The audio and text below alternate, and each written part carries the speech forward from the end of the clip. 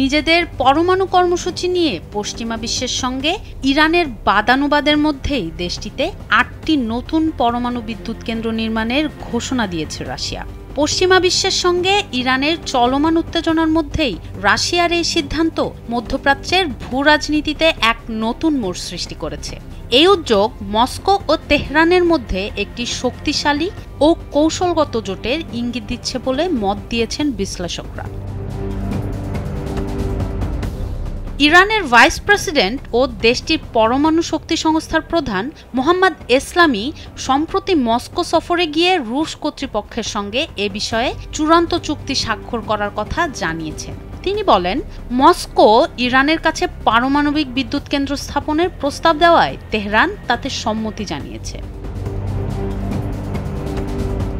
চলতি বছরের 6 জুন জাতিসংঘের পরমাণু শক্তি পর্যবেক্ষণ সংস্থা এক প্রতিবেদনে জানায়, ইরানের কাছে 600 কেজি 60% বিশুদ্ধ ইউরেনিয়াম মজুদ আছে।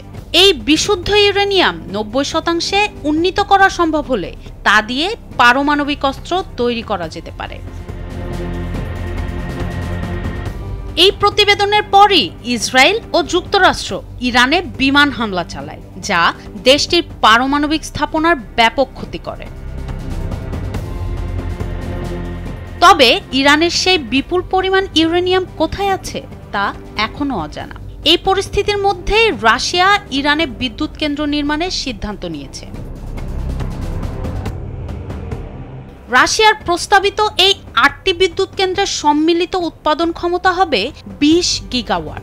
এই পদক্ষেপ ইরানের জ্বালানি চাহিদা পূরণের পাশাপাশি তাদের পারমাণবিক প্রযুক্তিগত সক্ষমতা বাড়াতে সাহায্য করবে। বিশ্লেষকরা বলছেন, এই চুক্তির ফলে ইরান ও রাশিয়ার দ্বিপাক্ষিক সম্পর্ক আরও শক্তিশালী হবে এবং পশ্চিমা শক্তিগুলোর জন্য নতুন চ্যালেঞ্জ তৈরি করবে। সনম সিদ্দিকী, কালবেলা।